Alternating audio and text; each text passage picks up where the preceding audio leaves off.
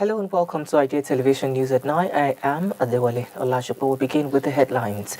UN Women calls for rights, justice and action on International Women's Day. IGP appoints Anthony Placid as false new PRO. Guinea's junta dissolves 40 political parties with late-night decree. European tourists in Benin call for return of looted artifacts. Away from Africa, Iran's Assembly of Experts say consensus reached on KHAMENEI'S successor. An explosion rocks U.S. Embassy in Oslo. In business news, fuel price changes driven by market forces, say NMDPRA. In health, experts say a local production of RUTF can help Nigeria end child malnutrition. And lastly, in sports, Uganda Jacob KIPLIMO regains half-marathon world record in Lisbon. Now the news in detail. The International Women's Day 2026 is marked with renewed calls to strengthen the protection of women's rights. UN Women says this year's theme, Right, Justice, Action, reflects growing concern that conflict, repression and political tensions are weakening justice systems worldwide and leaving many women and girls without protection. The agency says women and girls currently have just 64% of the legal rights enjoyed by men, and in nearly 70% of surveyed countries they face more barriers than men when seeking justice. It adds that legal costs, transportation, child care responsibilities and lost wages often prevent women from accessing courts or legal support, while many victims of abuse say they are ignored, disbelieved or blamed when they report violations. U.S. Women also highlights major legal gaps affecting women globally. 54% of countries do not have laws guaranteeing equal pay for work of equal value, while 44% lack consent-based definitions of rape. In addition, nearly 3 in 4 countries still permit child marriage, a practice that continues to cut short childhood's education and future opportunities for millions of girls. The organization is urging governments and partners to strengthen laws, expand legal aid, and ensure justice system work for women everywhere. In other news, the Inspector General of Police, Olatunji Disu, has approved the appointment of Deputy Commissioner of Police, Anthony Placid, as the new Force Public Relations Officer of the Nigerian Police Force. Placid replaces outgoing Force Public Relations Officer Benjamin Hundeyin. This was announced in a statement issued on Sunday by Hundeyin, who signed as the outgoing spokesperson at the Force headquarters in Abuja. According to the statement, Placid is a seasoned police officer with extensive experience in administration, operations, intelligence, training, and international peacekeeping. DCP Placid was born on 2nd December 1970 in Uyo, Akwa Ibom State, hails from Mbayokporo seat in Nsimbom local government area. He joined the Nigerian Police Force as a cadet assistant superintendent in 1996 and was commissioned in August 1998. Over the years, he has served in several roles in Nigeria and internationally, including Police Public Relations Officer in Adamawa State, Chief of Training for the African Union Mission in Sudan, Head of Training and Development for the United Nations Mission in Darfur, Divisional Police Officer in several locations, and Assistant Police Commissioner of Police in Operations and Intelligence across Akwa Ibom, Kogi, and Abia states. He is also a member of the International Association of Chiefs of Police and a graduate of the Senior Executive Course 47 of the National Institute for Policy and Strategic Studies, Kuru, where he was inducted as a member of the National Institute on 13th of December 2025. And now to Guinea. The country has dissolved 40 political parties, including its 3 main opposition groups, via a late-night decree in the latest crackdown on civil liberties under long-time strongman Mamdi Doumbouya. Doumbouya, who came to power in a 2021 coup, was elected president in late December in a vote in which all major opposition leaders were barred. As junta leader, he has ruled Guinea with an iron fist, suppressing freedoms and banning protests.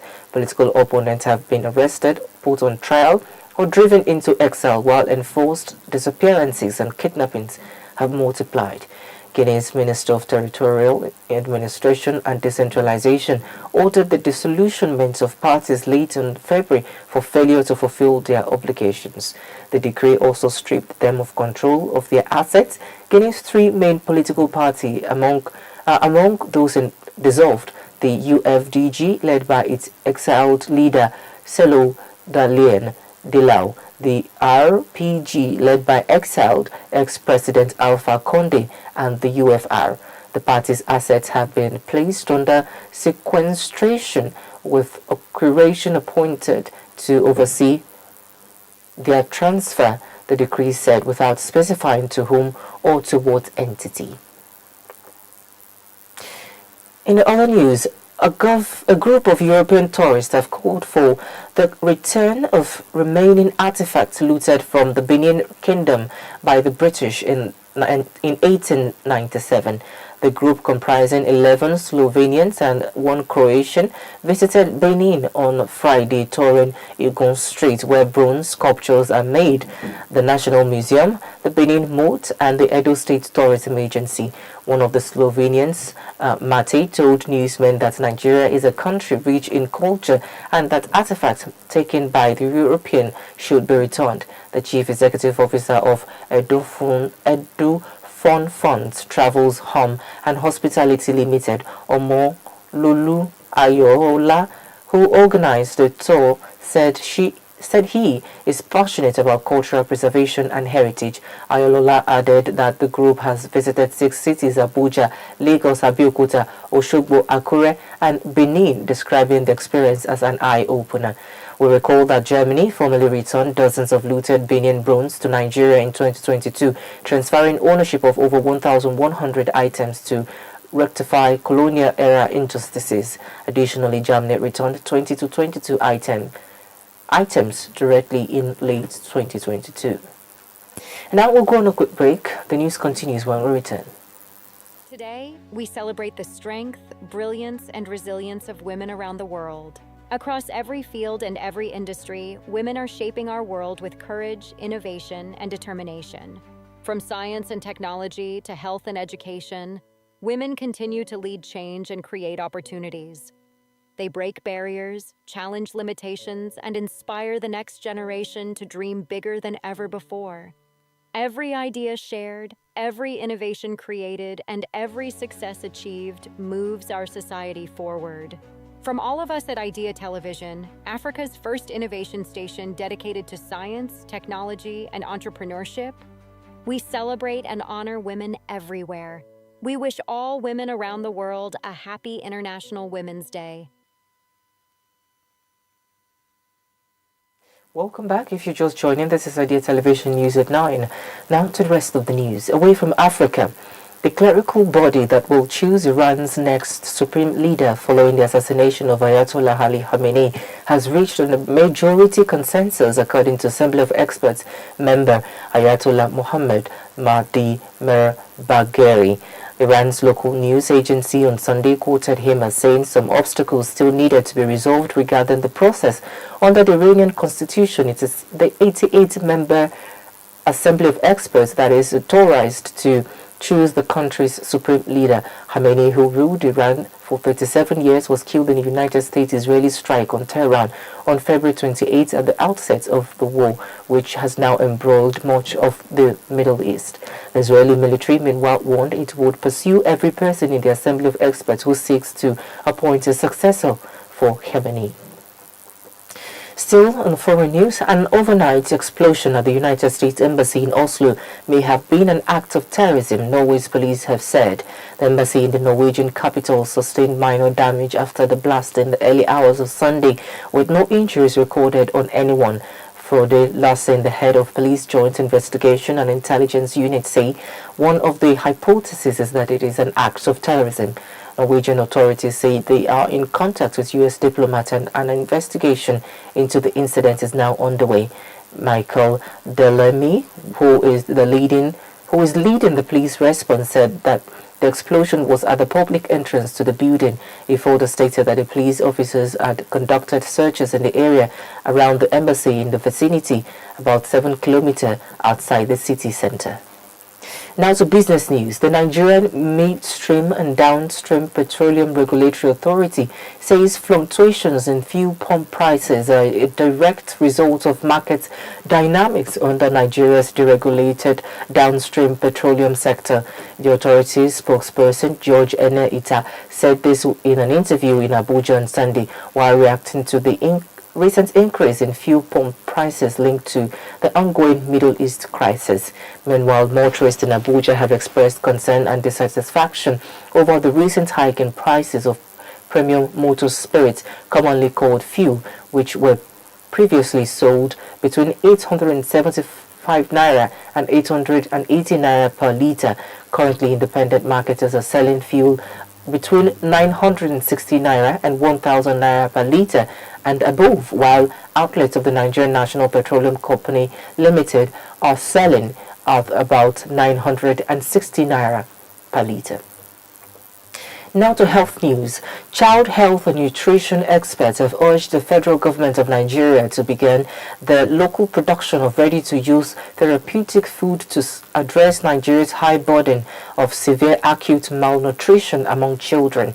The specialist noted that Nigeria has most of the raw materials required to produce the nutrient-dense therapeutic food, but continues to rely largely on imported supplies due to weak government commitment, poor investment in local processing, and structural challenges affecting manufacturing. They identified unreliable electricity supply, high production costs, insecurity, and inconsistent government policies as major barriers, discouraging investors and hindering domestic manufacturing of the life-saving product. In an interview with newsmen, the experts stressed that scaling up local production of RUTF would improve access to life-saving treatments for children suffering from severe acute malnutrition, thereby reducing child mortality, adding that it would also reduce the dependence on donor support and strengthen the country's nutrition response system. According to the United Nations Children's Fund, RUTF is an energy-dense nutrition micronutrient-enriched paste made of granite, milk powder, oil, sugar, and vitamins, and used to treat severe malnutrition in children aged 6 to 59 months. Lastly, in sports, Uganda Jacob KIPLIMO has reclaimed the men's half marathon world record, winning in Lisbon in 57 months 20 seconds to take 10 seconds off the time set by Yomiv Kejalcha 2 years ago. And the race without pacemakers, KIPLIMO covered the first 5 kilometers on Sunday in a rapid 13 minutes 28 seconds with Kenyans Nicholas Kipkorir and Gilbert Kiprotich on his heels. After the trial reached 10 kilometers in 27 minutes, Kiprotich faded when the pace dropped as the leaders passed 15 kilometers in 14 minutes 52 seconds. KIPLIMO, who had an eye on the record, accelerated and ran the next 5 kilometers in 13 minutes 31 seconds, a pace he kept up to the end. KIPLIMO had previously set the record at 57 minutes 31 seconds on the same Lisbon course in 2021 before Ethiopian Kejalcha shaved off 1 second in Valencia in 2024. Last year in Barcelona, KIPLIMO became the first person to break the 57 minutes barrier for the half marathon, clocking a stunning 56 minutes 42 seconds, but world athletes refused to ratify the record because it said the race conditions were not fully compliant with World Athletics rules. Well, that's all we have for you on Idea Television's News at 9, but before we go, here's a recap of the headlines. UN Women calls for rights, justice and action on International Women's Day. IGP appoints Anthony PLACID as first new PRO. Guinea's JUNTA dissolves 40 political parties with late-night decree. European tourists in Benin call for return of looted artifacts. Away from Africa, we're brought to you that Iran's Assembly of Experts say consensus reached on KHAMENEI'S successor. An explosion rocks U.S. Embassy in Oslo. In business, fuel price changes driven by market forces, says NMDPRA. In health, experts say local production of RUTF can help Nigeria End Child Malnutrition. Lastly, in sport, Uganda's Jacob KIPLIMO regains half-marathon world record in Lisbon. Do not forget to follow us across all our social media platforms at Idea Television. I am Adewale Olashopo. Thank you for watching.